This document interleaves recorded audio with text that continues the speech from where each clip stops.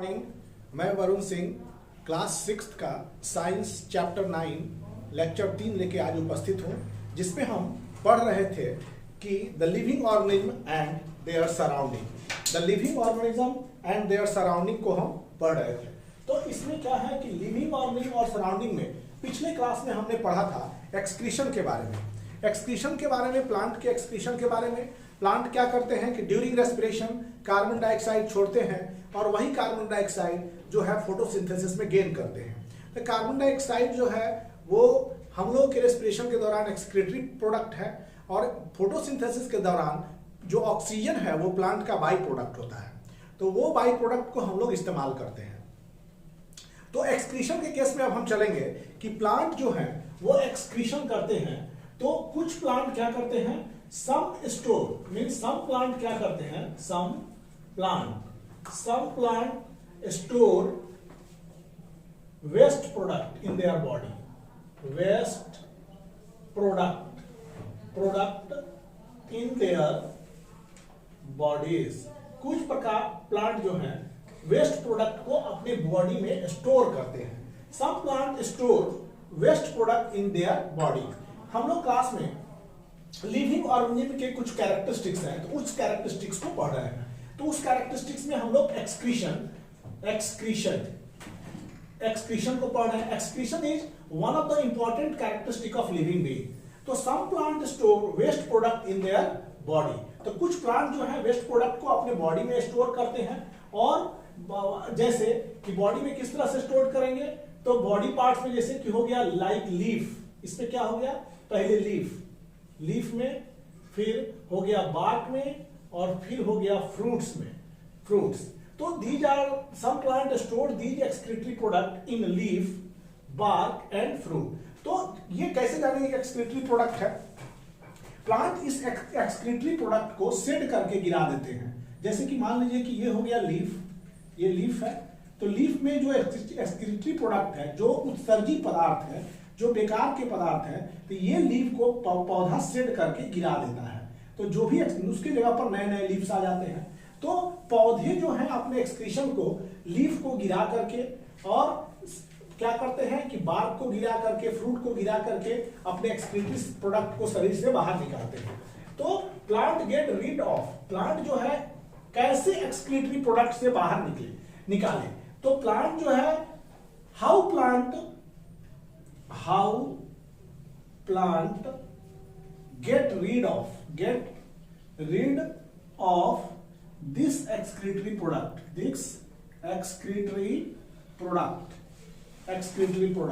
तो कैसे इस एक्सक्रीटरी प्रोडक्ट को प्लांट बाहर निकालते हैं। पहला हो गया बाय शेडिंग लीव्स, बाय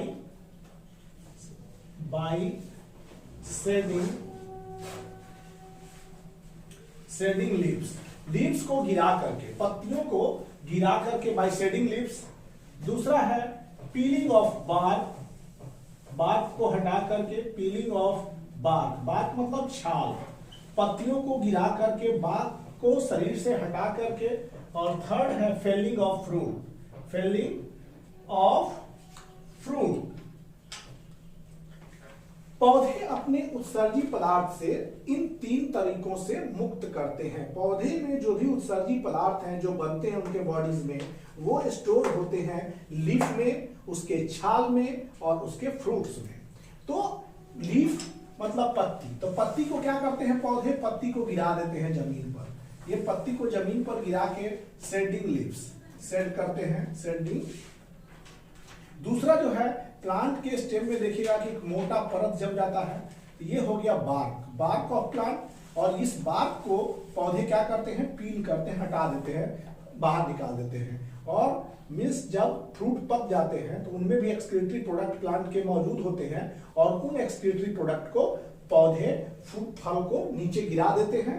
इनसे उनका बहुत सारा एक्सक्रीटरी प्रोडक्ट बाहर निकल जाता है। तो these are the 3 ways in which plant अपने एक्सक्रीटरी प्रोडक्ट को बाहर निकालते हैं। ये 3 तरीकों से पौधे अपने एक्सक्रीटरी प्रोडक्ट को बाहर करते हैं। पहला हम बताया शेडिंग ऑफ लीव्स, दूसरा पीलिंग ऑफ बार्क, तीसरा फेलिंग ऑफ फ्रूट। तो ये मेथड्स है एक्सक्रीटरी प्रोडक्ट को बाहर करने का पौधों में। अब हम लोग चलेंगे कि दूसरा देखिए एक्सक्रीशन और सिक्रीशन के बारे में हमने कुछ टर्म दिया था। तो एक्सक्रीशन का अर्थ होता है वेस्टफुल प्रोडक्ट को शरीर से बाहर निकालने के प्रोसेस को एक्सक्रीशन कहते हैं। हम लोग जिस भी वेस्ट थिंग होते हैं, to remove waste substance from the body is excretion. और सिक्रीशन में बताया था कि कुछ यूजफुल चीज होते हैं वो हमारे उपयोग में आ जाते हैं, तो वो सिक्रीशन हो गया। तो इसके बाद है सम प्लांट, इसमें यहां देखेंगे some plant waste product as remove, some plant remove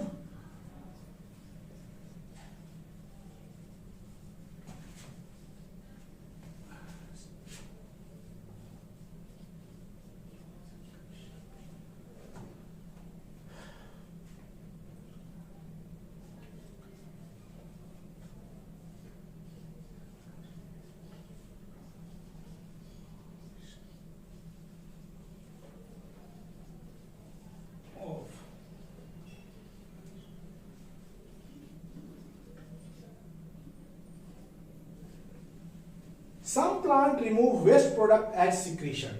मतलब कि वो प्लांट का वेस्ट प्रोडक्ट है लेकिन हमारे लिए वो उपयोगी है। सम प्लांट, लेकिन पौधे, जैसे कि पौधे जो है कुछ वेस्ट पदार्थ को सिक्रीशन के रूप में मुक्त करते हैं। तो waste part of the plant जो सिक्रीट करते हैं, plant secrete large number of waste product, बहुत सारे वेस्ट प्रोडक्ट को प्लांट सिक्रीट करते हैं। जैसे कौन सा चीज हमारे प्लांट के लिए, पहला जैसे कि हो गया gum, gum is a waste product of plant.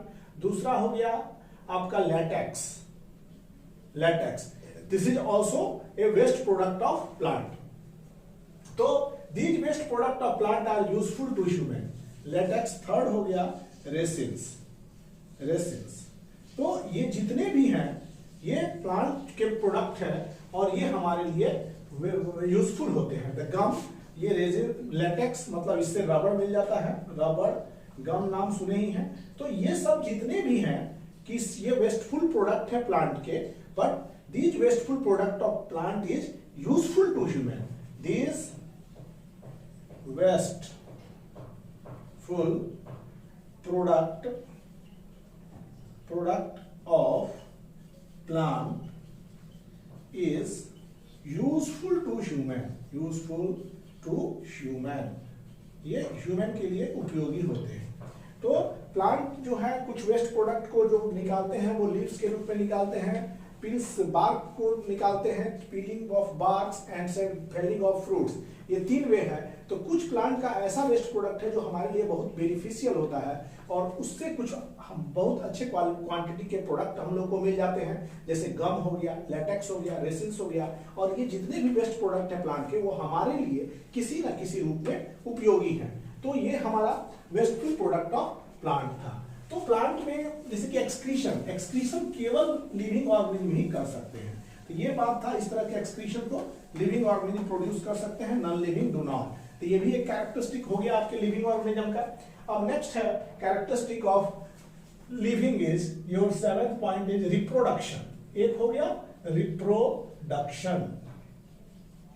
तो हम लोग क्या करते हैं रिप्रोडक्शन में, animal bear their own kind, हम लोग अपने जैसा ही संतति को उत्पन्न करते हैं। तो जैसे डॉग के जैसा बियर करेगा, कैमल के जैसा ही अपना प्रोजेनी बनाएगा। तो रिप्रोडक्शन में क्या होता है कि अपने जैसा ही स्वरूप निकालना, अपने जैसा ही स्वरूप पैदा करना। तो this is one of the most important characteristic of living organism. Living organism can reproduce while non living organism can not reproduce. Means जो भी जीवन वाले ऑर्गेनिज्म है, जिनके पास जीवन है वो रिप्रोड्यूस करेंगे और जिनके पास जीवन नहीं है वो रिप्रोड्यूस नहीं करेंगे, भले रिप्रोडक्शन का तरीका कुछ भी क्यों ना हो। तो जितने भी लिविंग ऑर्गेनिज्म हैं सब रिप्रोडक्शन में इन्वॉल्व होते हैं। हमारे संतान हमारे जैसे होते हैं, बिल्ली के संतान बिल्लियों जैसी होती हैं। तो अलग अलग जीवों के अलग अलग फॉर्म में संतान होते हैं। मुर्गी से अंडे का निकलना और उनसे बच्चे का निकलना, this is also a reproduction. तो रिप्रोडक्शन के द्वारा लिविंग ऑर्गेनिज्म नए लिविंग ऑर्गेनिज्म को जन्म देते हैं। Through reproduction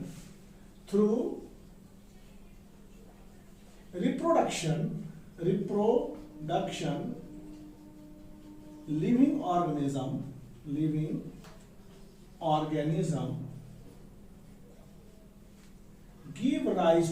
give rise to new living organism, new living organism मतलब लिविंग ऑर्गेनिज्म प्रोड्यूस देयर, मतलब रिप्रोडक्शन क्या होता है कि to produce bear their own kind, अपने ही जैसा, मतलब नया संतान की उत्पत्ति करते हैं। This is reproduction.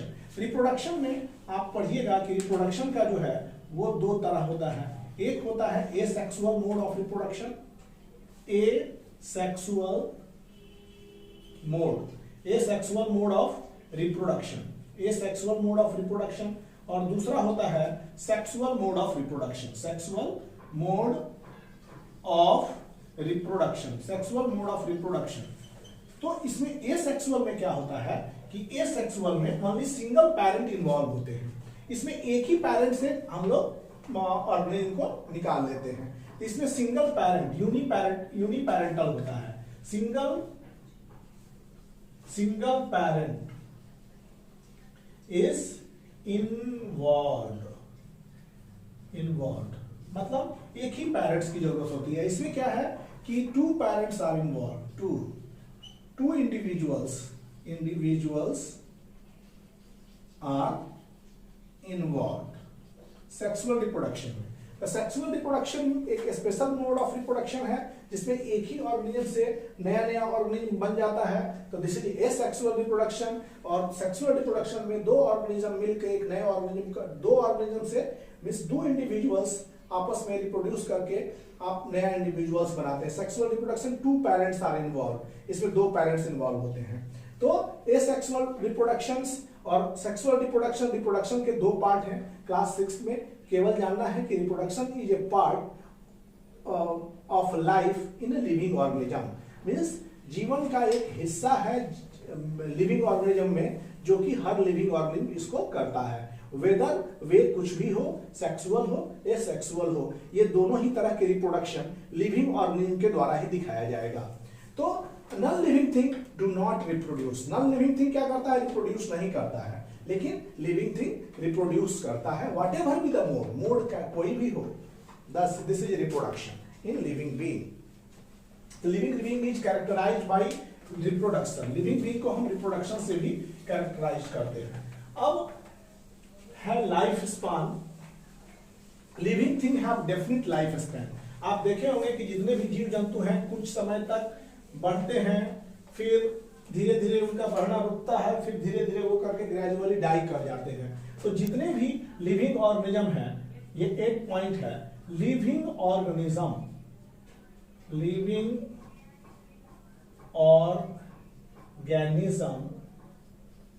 Have definite life span, definite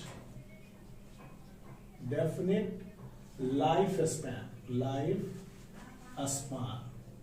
मतलब एक जीवन की निश्चित अवधि होती है लिविंग ऑर्गेनिज्म में। आप कोई भी ह्यूमन को नहीं देखे होंगे कि 150 साल जी गया, चाहे 200 साल जी गया, और किसी भी आप हाथी को नहीं देखे होंगे कि 200 साल से जिंदा है। मींस जितने भी ऑर्गेनिज्म लिविंग देख रहे हैं उनकी एक अपनी लाइफ स्पान होती है। उस लाइफ स्पान के तहत वो एडल्ट में चेंज करते हैं और कुछ दिन तक जीवित रहते हैं, आफ्टर दैट वो मर जाते हैं। तो this is the life span of living organism. सभी ऑर्गेनिज्म जितने भी जीव जंतु हैं वो अपने निश्चित अवधि तक के लिए ही जिंदा रहते हैं। तो एक लिविंग ऑर्गेनिज्म की ये कैरेक्टरिस्टिक हो गई। तो लिविंग ऑर्गेनिज्म क्या करते हैं, living thing start their life when they are born. Living organism क्या करते हैं, living organism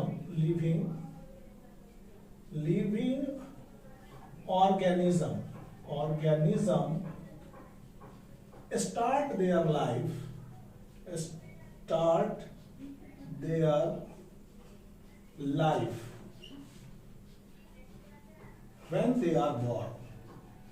when they are born, जब वो जिंदा होते, जब वो जन्म लेते हैं तभी से वो अपनी लाइफ को स्टार्ट कर देते हैं। Living organism start their life when they are born as baby, जब वो बच्चे के रूप में जन्म लेते हैं, अपने लाइफ का हिस्सा स्टार्ट करते हैं। एंड बॉर्न एज बेबी, और क्या करते हैं, हैच फ्रॉम एग, अंडे से निकलते हैं, हैच फ्रॉम एग, या अंडे से निकलते हैं, हैच फ्रॉम एग्स, और ग्रो फ्रॉम सीड, और पौधे की बात करेंगे तो वो ग्रो फ्रॉम सीड। तो लिविंग ऑर्गेनिज्म क्या करते हैं, लिविंग ऑर्गेनिज्म कब जीवन की शुरुआत करते हैं, अगर ह्यूमन बीइंग और एनिमल्स की बात करें तो जितने भी ह्यूमन बीइंग या एनिमल्स हैं तो उनकी लाइफ की शुरुआत हो जाती है जब वो बेबी के रूप में जन्म लेते हैं। अगर हम लोग ओविपेरस एनिमल की बात करें जो अंडे देते हैं, हम लोग विविपेरस हो गए, तो जो हम लोग बेबी मतलब जिनकी बेबी होती है वो विविपेरस, जो अंडे देते हैं उनको ओविपेरस कहते हैं, मतलब ओविपेरस। ये हो गया ओविपेरस एनिमल। जितने भी ओविपेरस एनिमल हैं उनकी लाइफ स्टार्ट कब होगी, जब वो अंडे से निकलेंगे। ओविपेरस एनिमल का अर्थ होता है अंडे से निकलने वाले, अंडे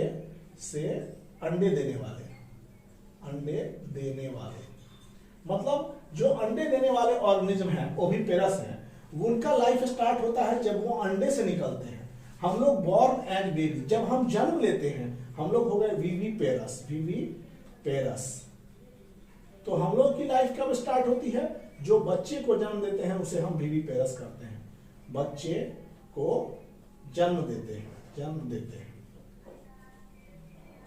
जो बच्चे को जन्म देते हैं उन्हें हम कहते हैं विविपेरस, और जो अंडे देते हैं उन्हें हम कहते हैं ओविपेरस। तो कहने का अर्थ है कि हम लोग विविपेरस जो हैं, जितने भी हैं, हमारी लाइफ स्पैन जब हम बच्चे के रूप में होते हैं, बॉर्न होते हैं, उसी समय से हमारी लाइफ की काउंटिंग चालू हो जाती है। और अंडे से निकलने वाले ऑर्गेनिज्म की जैसे वो अंडे से निकलते हैं उनकी लाइफ साइकिल चालू हो जाती है। और जैसे सीड से अंकुरण होता है, सीड से अंकुरण मतलब कि सीड से वो क्या है, स्प्राउटिंग होता है, वहां से इनकी लाइफ साइकिल स्टार्ट हो जाती है। The living organism start their life when they are born as baby or hatch from egg or grow from seeds। तो इसमें लिविंग थिंग की ये लाइफ साइकिल है, अंडे देने वाले ऑर्गेनिज्म, बच्चे देने वाले ऑर्गेनिज्म, और बिया से निकलने वाले ऑर्गेनिज्म, जैसे निकले उनका लाइफ साइकिल काउंट चालू हो गया। तो ये था हमारा लिविंग ऑर्गेनिज्म। लिविंग ऑर्गेनिज्म अपने डिफरेंट लाइफ स्पान में ही चलते हैं। और अगला पॉइंट है कि living thing grow to adult. पहले मान लीजिए लिविंग अगर है कोई चीज, लिविंग थिंग क्या करेंगे, लिविंग थिंग अगर वो लिविंग है, बच्चे हैं, तो वो ग्रो टू एडल्ट। ये क्या करेंगे, ग्रो टू एडल्ट। ये बच्चे बड़े होंगे, ग्रो टू एडल्ट, और क्या होंगे, remain live for certain period of time. Remain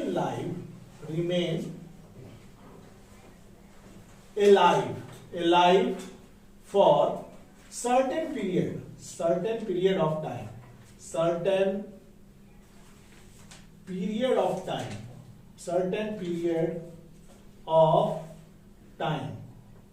और कुछ पीरियड के टाइम तक अलाइव रहेंगे, बाद में क्या हो जाएंगे, दे डाई।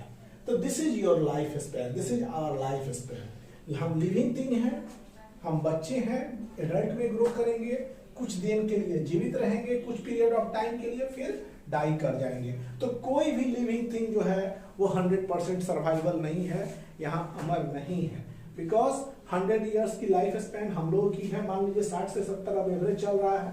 तो लिविंग थिंग एक लाइफ स्पैन को स्पेंड करते हैं, ना कि आप इमोर्टल है। तो ये था लिविंग थिंग के बारे में। Living thing, no living thing alive forever. कोई भी लिविंग थिंग हमेशा के लिए जीवित नहीं रहने आया है। वो पहले ग्रो करेंगे और ग्रो करने के बाद लाइफ स्पेंड करेंगे, लाइफ स्पेंड करने के बाद लैटरली मींस अंतिम तक वो मर जाते हैं। तो this is the one of the characteristic of living thing. Living thing की ये सबसे महत्वपूर्ण कैरेक्टरिस्टिक है।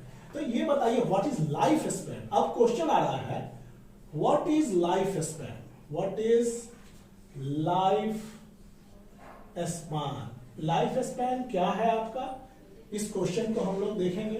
तो life span time period for which, यहां पर लिखेंगे आप time period, period for which, यहां पर टाइम पीरियड फॉर विच, एक टाइम पीरियड है, time period for which living thing remain alive, living thing remain alive, मतलब जितने समय तक लिविंग थिंग अलाइव रहता है वो उसका टाइम पीरियड, लाइफ स्पैन कहलाता है। Life is called life span, इसको क्या कहते हैं? लाइफ स्पैन कहते हैं। This is called life span. Habitat, अब अगला टर्म है कि हम लोगों ने जो भी कैरेक्टरिस्टिक देखा वो लिविंग थिंग का कैरेक्टरिस्टिक था जो कि नॉन लिविंग नहीं दर्शाते हैं। तो हम लाइफ स्पैन की अगर जिक्र करें तो वैसा टाइम, वो टाइम पीरियड जिसमें लिविंग थिंग जिंदे रहते हैं उनको बोलते हैं लाइफ स्पैन, और life span of living thing. अब लिविंग थिंग क्या, हम लोग इतने सारे प्रॉपर्टीज लिविंग थिंग के बारे में जाने। अब हम लोग नेक्स्ट आपका जो कंटेंट है वो है हैबिटेट। इसके बारे में मेन हेडिंग है हैबिटेट। हैबिटेट क्या है, अब इस पर हम जिक्र करेंगे हैबिटेट के बारे में। हैबिटेट का अर्थ होता है आवास, जहां हम रह रहे हैं, हम किस तरह के वातावरण में रह रहे हैं, हमारे इर्द गिर्द क्या है। तो these are things, these are habitats, the place where plant and animal can live। तो habitat क्या होता है? habitat का अर्थ होता है habitat, the place where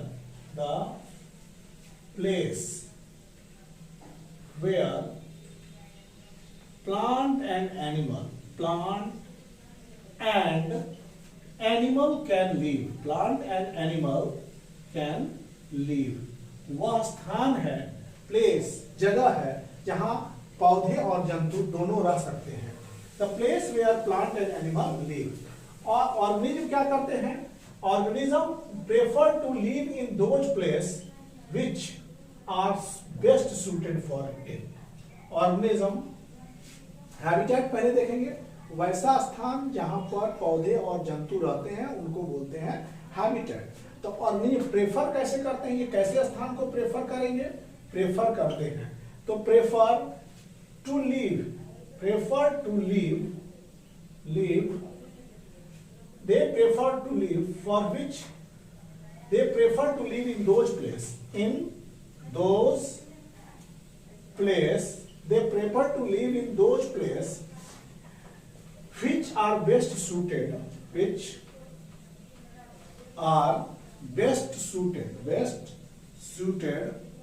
for their needs,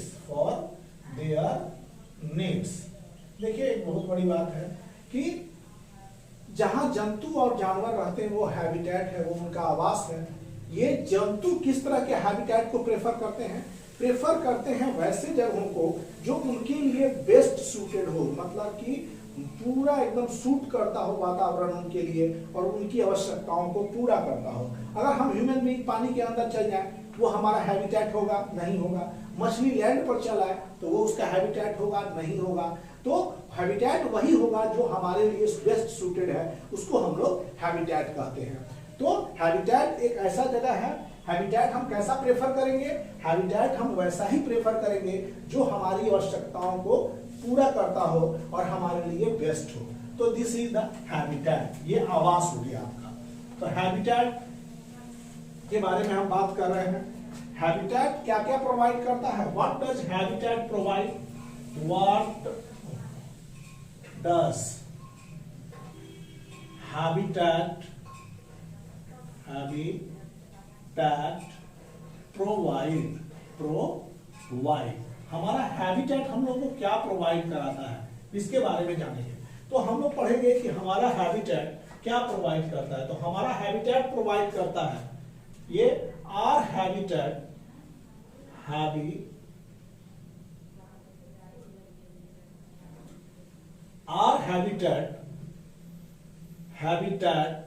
provide us, हम लोग को जो प्रोवाइड करता है प्रोवाइड अस।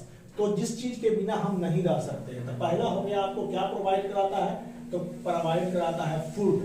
फूड अगर नहीं मिलेगा तो हम नहीं रह पाएंगे। दूसरा प्रोवाइड कराता है आपको शेल्टर। शेल्टर ये हो गया फूड, दूसरा हो गया शेल्टर। शेल्टर तीसरा, पहला फूड, दूसरा शेल्टर, तीसरा एयर। अगर एयर नहीं रहेगा तो हम लोग नहीं रह पाएंगे। चौथा लाइट, ये लाइट भी हमारे लिए बहुत जरूरी है। तो food, shelter, air, light and place for breeding, और प्लेस फॉर ब्रीडिंग, ये हमारे प्रजनन के लिए स्थान प्रोवाइड कराता है, रिप्रोडक्शन के लिए स्थान प्रोवाइड कराता है। तो देखिए हैबिटेट, जहां प्लांट और एनिमल रहते हैं उनको बोलते हैं हैबिटेट। हैबिटेट वैसा ही हम लोग चुनते हैं जो हमारे लिए बेस्ट सूटेड हो। और हैबिटेट हमको प्रोवाइड क्या क्या कराए, फूड कराए, शेल्टर कराए, एयर कराए, लाइट कराए और प्लेस फॉर ब्रीडिंग दे। तो ये हमारा हैबिटेट होगा, ये सब प्रोवाइड कराने वाला हमारा हैबिटेट होगा। तो ये हैबिटेट हो गया। तो हैबिटेट में अब हम लोग पढ़ेंगे, दिस इज आवर हैबिटेट, और ये हैबिटेट हम लोग को जो प्रोवाइड कराता है उसके बारे में हम लोग देखें। अब जो है हम लोग पढ़ेंगे सम habitat,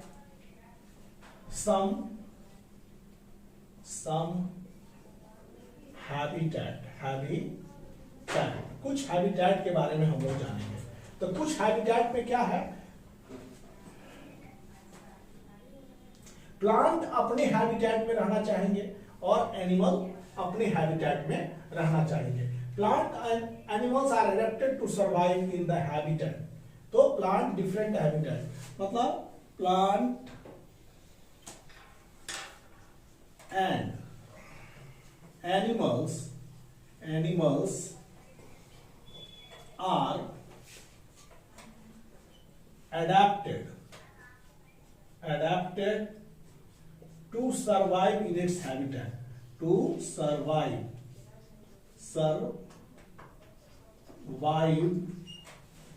in its habitat।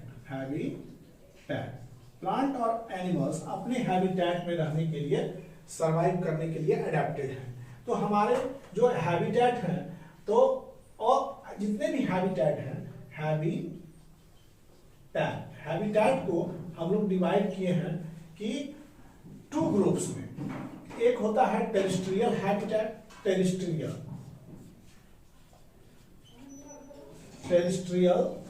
Habitat,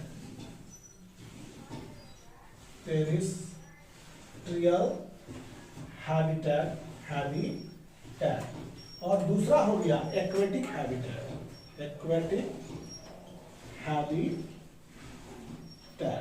एक टेरेस्ट्रियल हैबिटेट है और दूसरा एक्वेटिक हैबिटेट है। तो 2 तरह के हैबिटेट जो है वो है। तो टेरा, इस टेरेस्ट्रियल मतलब टेरा एक लैटिन शब्द है।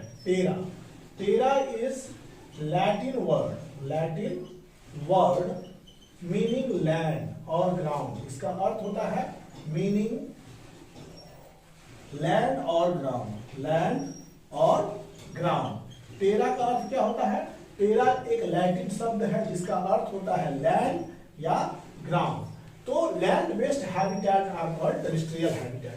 तो टेरेस्ट्रियल हैबिटेट का अर्थ है terra is a Latin word, इसका अर्थ होता है लैंड और ग्राउंड।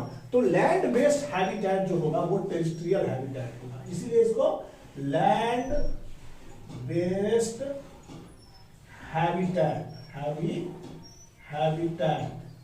ये क्या हो गया, इज टेरेस्ट्रियल। ये क्या हो गया, terrestrial habitat.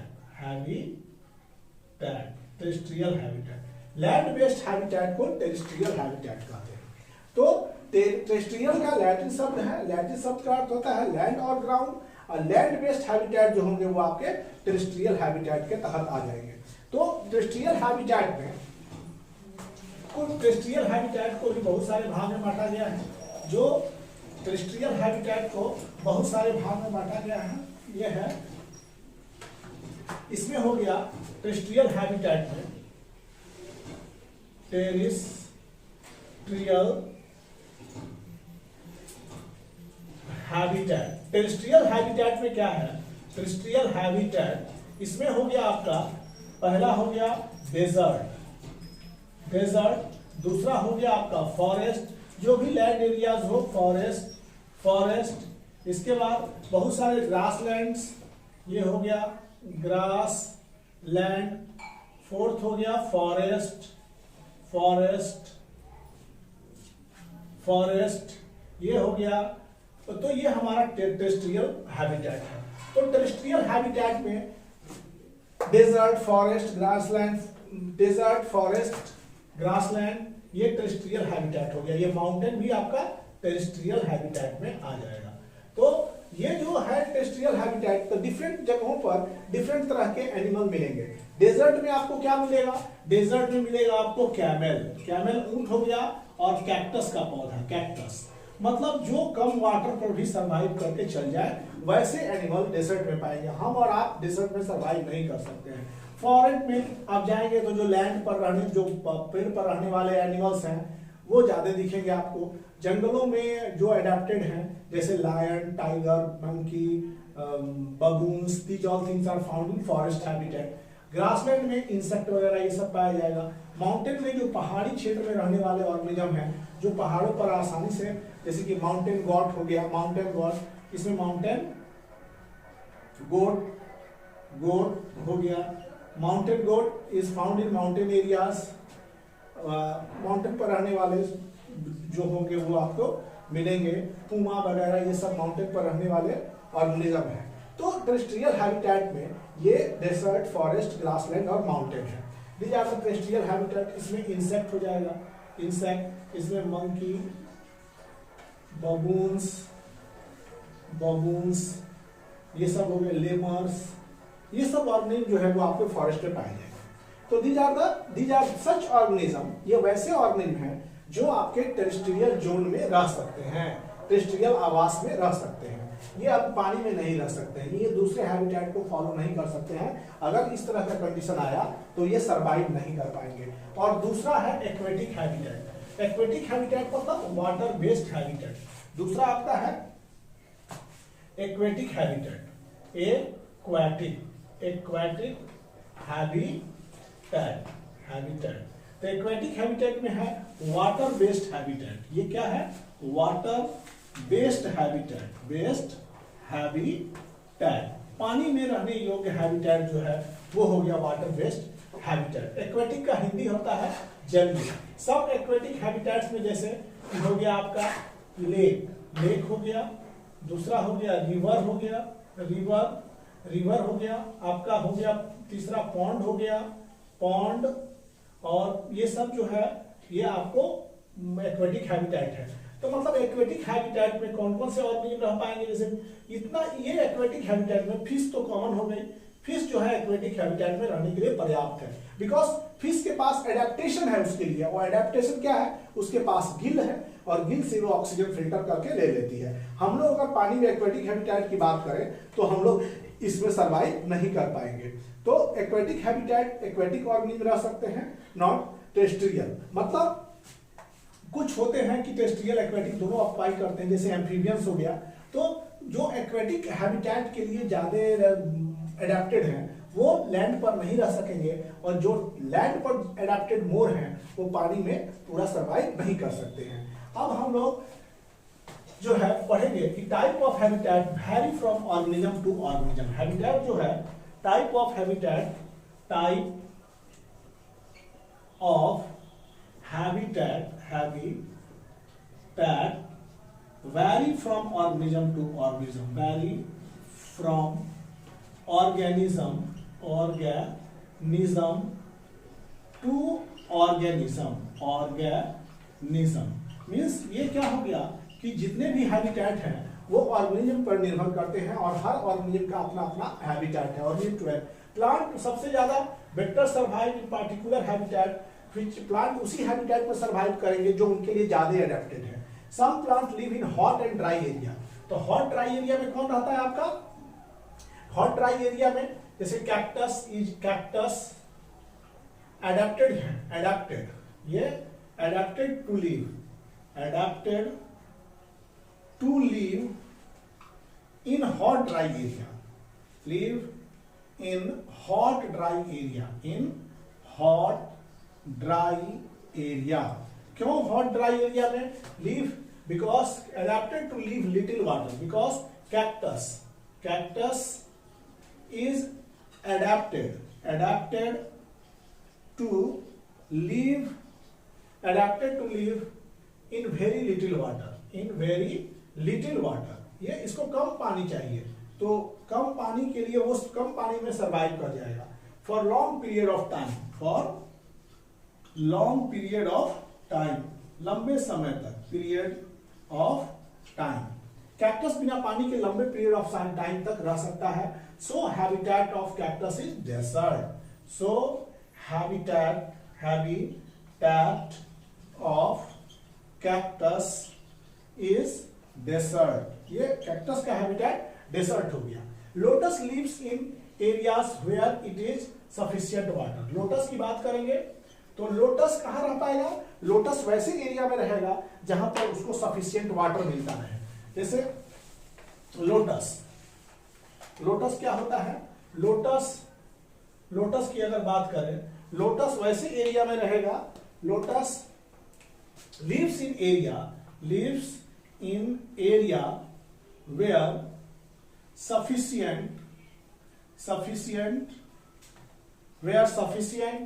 water is present, जहां बहुत ज्यादा sufficient water हो। It cannot survive without sufficient water. It cannot survive without sufficient water.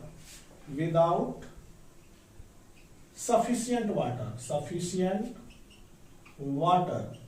So habitat of cactus is lotus. So habitat of cactus is lotus.